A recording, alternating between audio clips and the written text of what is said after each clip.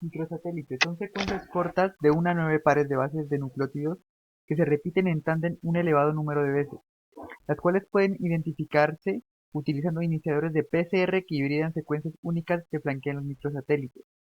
Estos polimorfismos difieren en el número de repeticiones. Cada sitio en el cromosoma que contenga repeticiones tiene un número diferente de copias de repeticiones en la población. Estos polimorfismos son codominantes. Los heterocigotos generan dos bandas electroforéticas, mientras que los homocigotos solo una, cuyo tamaño depende del número de secuencias repetidas. Características. Representan un elevado grado de polimorfismo, por ello presentan un número muy alto de alelos en el mismo locus. Su herencia mendeliana es simple, son codominantes, permitiendo diferenciar los individuos homocigotos de los heterocigotos, fáciles de medir y de analizar. Ventajas. Las ventajas que ofrecen los microsatélites se ven en gran parte de la posibilidad de la amplificación de la cadena de la polimerasa. Me permite el estudio de las especies en peligro de extinción porque puede amplificar a partir de muestras de pelo, huesos, heces, plumas y sangre, entre otros, lo que me supone el no sacrificio de los individuos de estudio, como también la utilización de muestras conservadas en los museos. La amplificación de pequeñas cantidades de DNA son de gran utilidad para la aplicación a especies pequeñas, como son los insectos. Desventajas. En muchos casos resulta necesario aislar y caracterizar marcadores específicos para, para la especie de objeto de estudio, lo que me supone un elevado esfuerzo en términos de tiempo y recursos económicos. Aplicaciones. Son muy utilizados en identificación de cuellos de botella en las poblaciones, donde explica la existencia de niveles bajos de variabilidad genética en poblaciones debido a la fragmentación del hábitat y el aislamiento. La identificación de estos fenómenos se ha beneficiado a partir del desarrollo de programas y de modelos de simulación capaces de inferir cambios genéticos como la pérdida de heterocigosidad, la pérdida de alelos, los cambios de distribución alélica y la variación de las frecuencias alélicas. Ejemplo, para este caso se realizó un estudio en las Islas Mauricio del cernícalo, Falcus puntatus, analizando la variabilidad genética en muestras de tejido de ejemplares de museos con más de 170 años de antigüedad, y comparándolos así con ejemplares actuales, utilizando extracciones de las plumas. De este modo, mediante el empleo de 12 microsatélites, se comprobó que la población actual presentaba cerca del 57% de heterocigosidad y un 55% menos de la diversidad alélica con respecto a la población anterior al cuello de botella.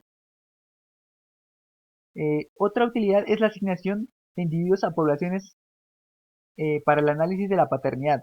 La asignación de los individuos a un probable grupo de origen me permite analizar estructuras intrapoblacionales. Para esto, un ejemplo se podría tomar que se realizó un estudio con hormigas analizando el parentesco entre los individuos de diferentes colonias, analizando un total de 8 colonias de hormigas de la especie Leptotaras acerborum, con 5 microsatélites específicos para cada especie, y otros 2 para la especie Leptotaran spinosor,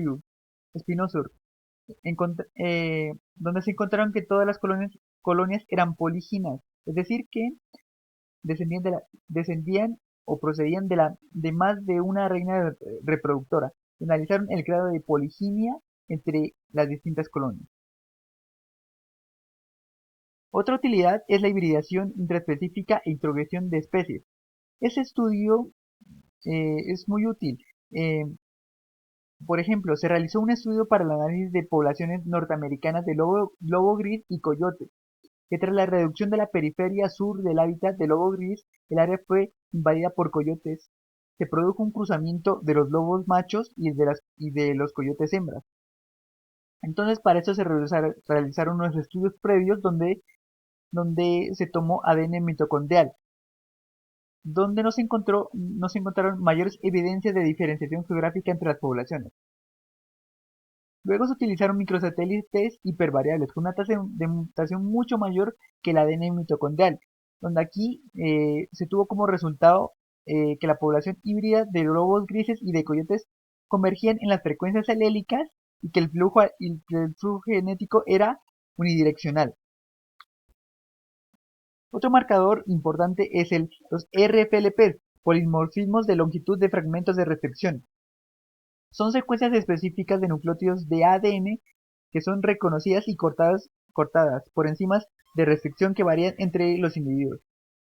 Estos cortes generan fragmentos cortos y largos que se hibridan con sondas de ADN construidas específicamente para reconocerlos. Para el estudio de poblaciones, algunas secuencias de ADN contienen sitios particulares de restricción, mientras que otras son homólogas a falta de una mutación, a causa de una mutación.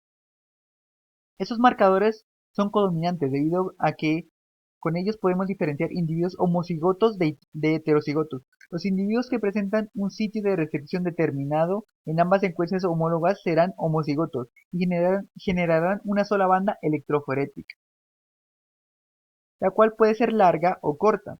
Los individuos con un sitio de restricción presentes en el cromosoma, pero no en el homólogo, serán heterocigotos y generarán dos bandas electroforéticas, una larga y una corta.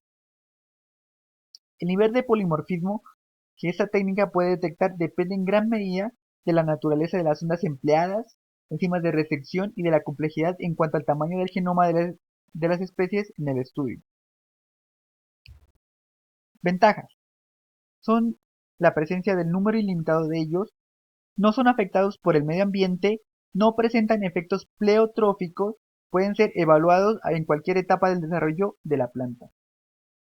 Además, me permite el estudio del genoma con una mayor cobertura al incluir secuencias codificadoras y no codificadoras del ADN, como son los exones y los intrones. Desventajas. Son la clonación de sondas, la detención de RFLPs en las membranas y el uso de radioactividad. Esas tareas son consideradas como laboriosas, lentas y caras para el estudio. Utilidades. Los RFLPs proporcionan marcadores codominantes que se han utilizado en la realización de mapas de ligamiento, estudios filogenéticos, estudios de segregación, diversidad genética y identificación de muestras de paternidad. Ejemplo, Raybould y otros científicos en el año de 1996 compararon los RFLPs y las isoenzimas en un estudio de Betabel, de Beta vulgaris, en 10 poblaciones. El objeto fue determinar la diversidad dentro y entre la población de cada método. El número de loci fue bajo, en las isoenzimas fue de 7 y los RFLPs de 6, así que este método no fue un estudio definitivo. En el estudio se encontraron niveles similares de diversidad genética dentro de las poblaciones. Aquí se observó la heterocigosidad y el número de alelos por locus, utilizando ambas técnicas. Sin embargo, se detectó una mayor proporción de diversidad entre las poblaciones utilizando RFLPs. Esto respalda la idea de que los RFLPs pueden ser usados para detectar diferencias entre poblaciones cuando las isoenzimas no son suficientemente diversas. Los otros marcadores son los ISSRs y los RAPs. Esos marcadores se los utiliza para el análisis de especies con las que no se encuentran suficientes datos genómicos previamente publicados o bien para los cuales se quiere obtener información genética de manera rápida y relativamente económica, ya que son marcadores moleculares inespecíficos. Esos marcadores moleculares usan iniciadores también llamados oligonucleótidos o primers, que amplifican al azar diferentes regiones del genoma y generan patrones de productos de PCR o huellas genéticas que se visualizan mediante una electroforesis en geles de agarrosa o acrilamida. Los RAPs son una técnica que consiste en la amplificación de segmentos de ADN con iniciadores pequeños, generalmente de 10 nucleótidos de longitud de secuencia aleatoria, no palindrómica. Como podemos observar en la gráfica, tiene un alto contenido de guanina y citosina, que va entre el 50 y el 80%. La secuencia del iniciador fue elegida a priori de manera arbitraria y solo se utiliza el iniciador por reacción, que actuará al mismo tiempo como iniciador del sentido y antisentido. Los ISSRs amplifican fragmentos que se ubican entre las repeticiones de las secuencias simples, más comúnmente llamados microsatélites. Los iniciadores de ISSR suelen ser de 16 a 25 pares de bases, con un alto contenido de citosinas o de citosinas, con un alto contenido de citosina, timinas o citosina adenina, y están conformados por una secuencia repetida de di o trinucleótido complementario al microsatélite, donde es posible agregar una secuencia de 1 a 4 nucleótidos generados aleatoriamente al extremo 3' o al 5', que aseguran que la amplificación inicie siempre en el extremo 5 o en el 3', el microsatélite. En la gráfica se observa el principio básico de los ISSRs con un alto contenido de citosinas y adeninas, además de la inclusión de dos nucleótidos suplementarios arbitrarios al extremo 5' del iniciador. Ventajas. Ambos marcadores se encuentran en regiones distintas dentro del genoma, en regiones tanto codificantes como no codificantes del ADN. También revelan niveles de variación más altos que los RFLPs y las isoenzimas. Se trata en ambos casos de técnicas relativamente fáciles que no necesitan conocer con anticipación la secuencia del ADN del organismo de interés, ni de la construcción o del mantenimiento de la librería genómica. Además, permite analizar varios locis en una sola reacción de PCR, de manera que puede obtener información de diferentes regiones del genoma. Por otra parte, los ISSR tienen varias ventajas sobre los RAPs, debido a que los iniciadores para su amplificación son relativamente más largos y se puede usar temperaturas de alineación más elevadas, lo cual produce una mayor especificidad en su reacción. Desventajas. Al ser inespecíficos, pueden producir fragmentos del mismo tamaño originando en regiones no homólogas, lo que distorsiona las estimaciones de similitud genética. Mientras que ambos tienen la desventaja de ser marcadores dominantes y por ello deben realizar suposiciones para efectuar los análisis de frecuencia alélica, diversidad y de estructura.